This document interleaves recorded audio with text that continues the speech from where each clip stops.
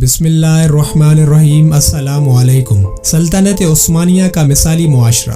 اس video میں Turkish عثمانیہ دور کی اعلیٰ ادب و آداب اور مثالی معاشرے کی کچھ مشقوں کے بارے میں ذکر کیا گیا ہے جو کہ اسلام کی قدر بڑھانے میں نمایاں تھے۔ اگر کسی گھر کی کھڑکی کے سامنے پیلے رنگ کا پھول ہوتا تو اس کا مطلب ہوتا تھا کہ گھر میں کوئی مریض ہے، برائے کرم شور نہ کریں۔ اگر کھڑکی کے سامنے سرخ رنگ کا پھول ہوتا تو اس کا مطلب ہوتا تھا کہ گھر میں ایک جوان سال لڑکی شادی کے قابل موجود ہے، برائے کرم گھر کے سامنے سے گزرتے وقت مناسب الفاظ میں گفتگو کریں۔ جب کوئی مہمان گھر آتا تو اسے پانی اور ترکش کافی پیش کی جاتی۔ اگر مہمان کو کھانے کی طلب ہوتی تو وہ پہلے پانی پیے گا، جس سے میزبان سمجھ جاتا تھا کہ مہمان کو بھوک لگی ہے، اور وہ مہمان کے لیے کھانا تیار کرنے لگ جاتے، اور مہمان کو بھوک نہیں ہوتی تھی تب وہ ترکش کافی پہلے پیتا تھا۔ چھوٹے کبھی بھی اپنے بوڑھے لوگوں کے سامنے نہیں چلتے تھے۔ نوجوان صرف اسی وقت بڑی عمر کے افراد کو کراس کرتے تھے جب تک بڑے یہ کہہ کر اجازت نہیں دیتے تھے کہ بیٹا چلے جاؤ، میں خود آرام سے چل رہا ہوں۔ جب بھی کوئی نیا شہر بسانا ہوتا تب مرکز میں سب سے پہلے ایک مسجد تعمیر کی جاتی اور پھر اس کے ارد گرد گھر بنائے جاتے، اور گھروں کی ترتیب مسجد کے ارد گرد ایسی رکھی جاتی جیسے کسی پتھر کو جب پانی میں پھینکنے سے لہریں پیدا ہوتی ہیں۔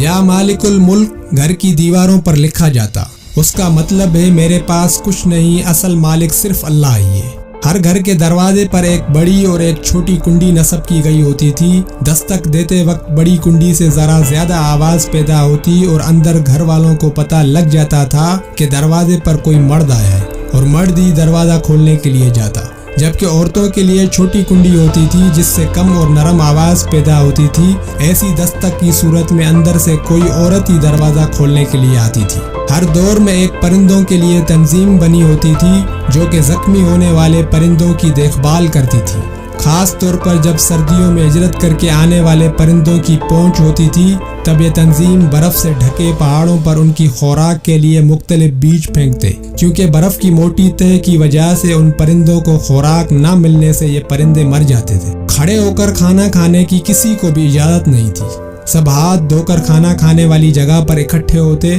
سب سے پہلے گھر کے بزرگ افراد کھانا شروع کرتے، پھر اسی ترتیب سے باقی افراد شروع کرتے۔ سب کی یاد دہانی کے لیے کھانا شروع کرتے وقت بزرگ بسم اللہ الرحمن الرحیم کہتے، اور اسی طرح کھانا کھانے کے بعد سب لوگ سورہ فاتحہ پڑھتے۔ اسی طرح اگر کسی کے گھر کے پاس فوتگی ہو جاتی تو ہمسائے گھرانے اس فوتگی والے گھر کے لیے ایک ہفتہ یا 10 دن تک کھانا پکاتے، اور ان کا درد بانٹنے کے لیے اونچی آواز میں ہنسی مذاق سے اجتناب کیا جاتا، اور شادی بیاہ کی تقریب بھی سادگی سے کی جاتی۔ اگر آپ کو ہماری 4 منٹ ویڈیو سیریز کی یہ ویڈیو پسند آئی ہے تو اس ویڈیو کو لائک کریں، اور ہمارے فیس بک پیج اور یوٹیوب چینل دوگن تھاٹس کو سبسکرائب کریں۔ بیل آئیکن کو دبانا نہ بھولیں تاکہ آپ کو ہماری ہر نئی ویڈیو کی نوٹیفیکیشن ملتی رہے، تاکہ آپ صرف 4 منٹ میں بہت سی معلومات حاصل کر سکیں۔ جزاک اللہ، اللہ حافظ۔